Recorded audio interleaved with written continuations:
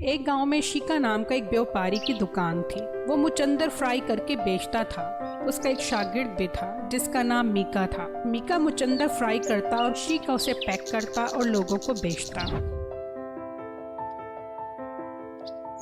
ये जरा जल्दी हाथ चला, ग्राहक के आने का टाइम होने वाला है। ठीक है उस्ताद जी। उनके मुचंदर फ्राई बहुत मजेदार होते थे और लोग दूर दूर से मुचंदर फ्राई खाने आते थे। मीका को शीका के पास काम करते काफी टाइम हो गया था। अब तो मीका मुचंदर फ्राई बनाने का बहुत एक्सपर्ट हो गया था। आप मीका को काम से हटा दो, इसे क्या अपने साथ बांध कर रखा हुआ है। अपने बेटे को काम पे रखो, इतने पैसे तो मीका ले जाता है। बेटा तुम्हारा हाथ भी बटाएगा और पैसों की बचत भी ज्यादा होगी। हाँ बेगम, तुम ठीक ही कहती हो। मीका के मुचंदर की सेल बहुत ज्यादा थी, लेकिन वो बहुत सख्त तबीयत का भी था और काम जल्दी ना करने पर मीका को मारता था। एक दिन एक ग्राहक मीका की दुकान पर मुचंदर फ्राई लेने आया। अरे भाई जरा 500 मुचंदर फ्राई के ऑर्डर तैयार करो, जरा जल्दी करना। ताबेदार जनाब, बस 15 मिनट दे, जनाब को 500 मुचंदर के पैकेट देते हैं। शीकी जल्दी कर, 500 पैकेट हैं, जरा जल्दी हाथ चला। 500 पैकेट बहुत ज्यादा होते हैं, अब इन्हें बनाने में टाइम तो लगता है ना। तू बहुत कामचोर हो गया, तुझे काम से निकालना पड़ेगा, अब तो किसी काम का नहीं। ये कहकर शीका ने मीका को ग्राहक के सामने मारना शुरू कर दिया। उस्ताद, मैं तुम्हारी नौकरी नहीं करता, मैं काम छोड़कर जा रहा हूँ। मुझसे ये रोज रोज की जिल्लत बर्दाश्त नहीं होती। हाँ हाँ जा, तू जैसे निकम्मे की अब कोई जरूरत नहीं। वैसे भी कल से मेरा बेटा काम पर आ रहा है, ये अपने पैसे पकड़, यहाँ से चलता बन। ये सुनकर मीका बहुत दुखी हुआ और वहाँ से चला गया। मीका बहुत परेशान था। एकदम इसे ख्याल आया, मैं भी तो मुचंदर फ्राई बना सकता हूँ, क्यों ना मैं भी मुचंदर फ्राई का एक छोटा सा ठेला लगा लूँ, हो सकता है मेरा काम भी चल पड़े। ये सोचकर मीका बाजार गया और मुचंदर फ्राई का सामान ले आया।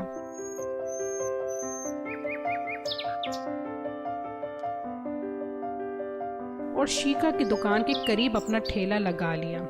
उसके मुचंदर फ्राई की खुशबू इतनी अच्छी थी कि सब लोग उसके ठेले पर मुचंदर फ्राई लेने चले गए। देखते देखते उसके मुचंदर फ्राई बहुत ज्यादा सेल होने लग गए। मैं इसे नहीं छोड़ूंगा, इसने मेरी सारी दुकान खराब कर दी है। मैं इसे वो सबक सिखाऊंगा, ये याद करेगा। फिर एक दिन शीका को मौका मिल गया। जब मीका दुकान पर नहीं था, शीका दुकान पर गया और उसके मुचंदर में पेट खराब करने वाली दवाई मिला दी और वापस अपनी दुकान पर आ गया।